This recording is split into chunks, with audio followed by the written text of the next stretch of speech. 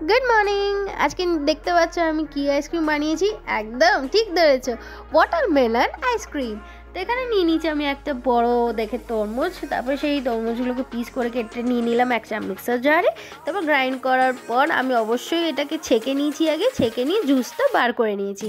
তারপরে এটা ভালো করে যখন একটু ফুটে যাচ্ছে দিয়ে দিচ্ছি এর মধ্যে কর্নফ্লাওয়ারগুলো। আর আমি একটু পাতলাই কর্নফ্লাওয়ার দিয়েছি, বেশি দিইনি, কারণ আমি বেশি গাঢ়ও চাই না এবং বেশি পাতলাও চাই না, তোমরা তোমাদের মতো কনসিস্টেন্সিতে করে নিও।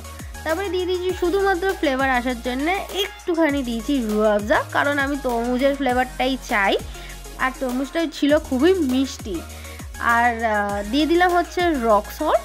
এবার আমি এর মধ্যে একটু গুঁড়ো চিনিও দিয়েছিলাম, সেটা দেখাতে ভুলে গেছিলাম।